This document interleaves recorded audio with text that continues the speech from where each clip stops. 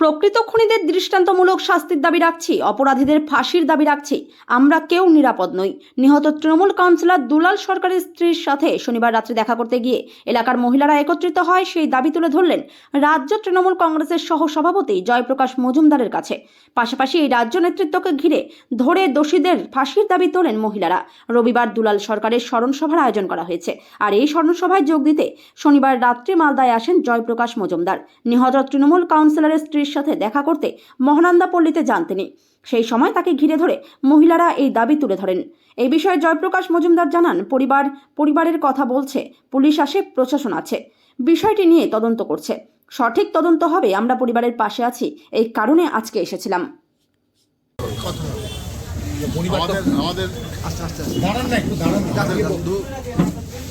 নৃশংসভাবে তার হত্যা হয়েছে।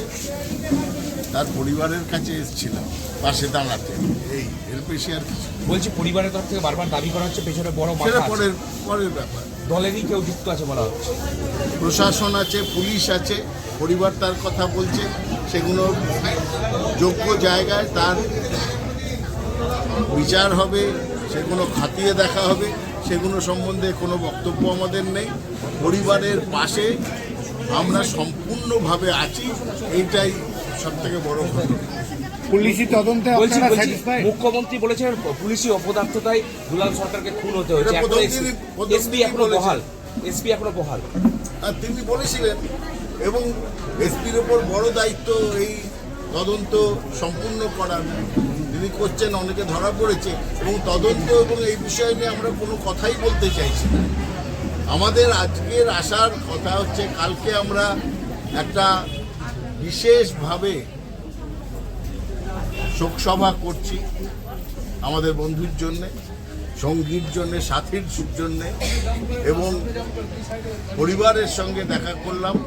তার স্ত্রী, সেও আমাদের পুরনো সাথী কর্মী, তার ছেলে, তাদের সঙ্গে যে পার্টি সম্পূর্ণভাবে আছে সেটাও জানানো, তাদের পাশে থাকা। এর বাইরে আর কিছু আমরা বলবো না। বলছি নিরাপত্তার জন্য এত গার্ড দেওয়া হয়েছে কেন?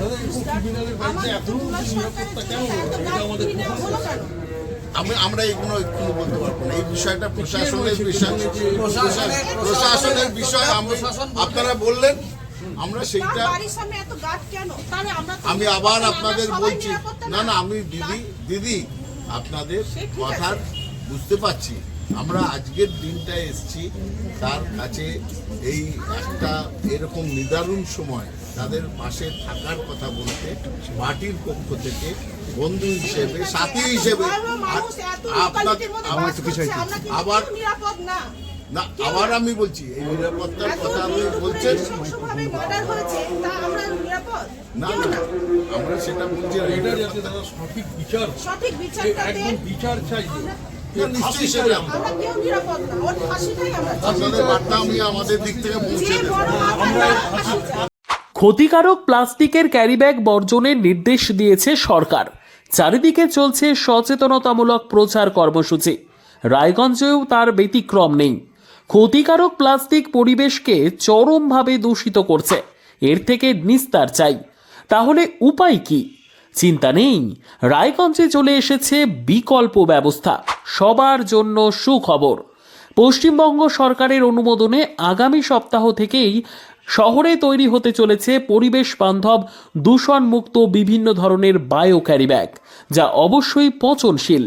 একেবারে সুলভে পেয়ে যাবেন আপনারা। আগ্রহী বিক্রেতা ও ডিলারশিপের জন্য অতি সত্বর যোগাযোগ করুন আমাদের সাথে। আমাদের ঠিকানা ইকো ক্যারি ইন্ডাস্ট্রিজ, জেলখানা মোড়, রায়গঞ্জ, উত্তর দিনাজপুর।